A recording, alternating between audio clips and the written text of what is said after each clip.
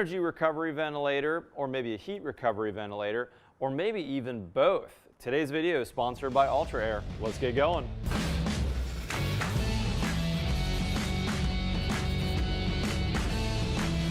Okay guys, so if you've been following my channel for a while, you know that I'm a big fan of these units right here. This is an Ultra Air dehumidifier.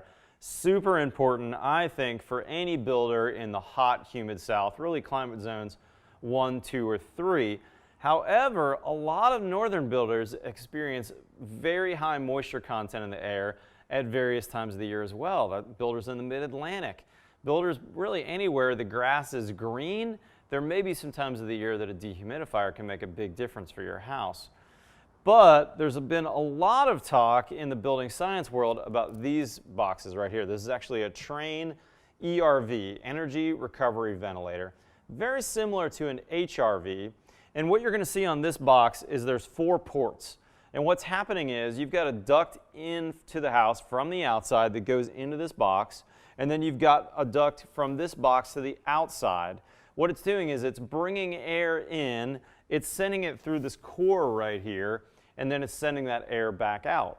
Now, at the same time, we've got air sucking in from the house, and then it's cross-mixing the airstream through this core. This core is kind of like a Tyvek type material that's vapor open, very thin, but the air streams actually don't touch each other. So when that air comes in from the outside, there's a filter to drop in contaminants.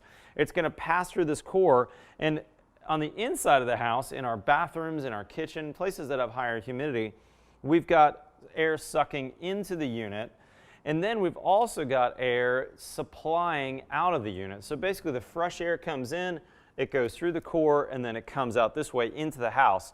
You're going to put your supplies typically in your bedrooms or other places where you're going to be spending a lot of hours. And then at the same time, that air that's inside your house, which may have some smells, some humidity, those kinds of things, is coming in this side, and again, going through that core and then going to the outside. The beauty of this machine is it's a balanced unit, and in the wintertime, it's going to move a lot of heat in between it.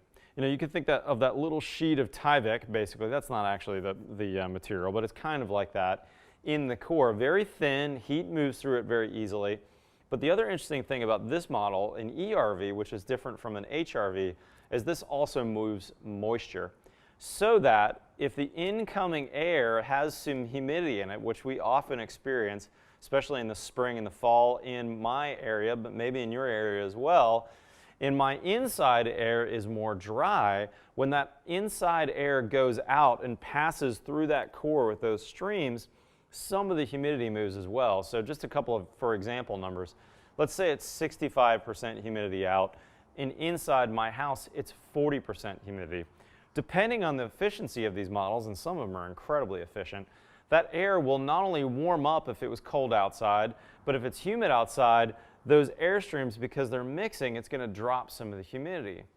The problem though with these units, what can happen is if it's humid outside, yes, we'll be able to drop that humidity a little bit, but over time, and with this unit running a lot, which code requires these to be able to be run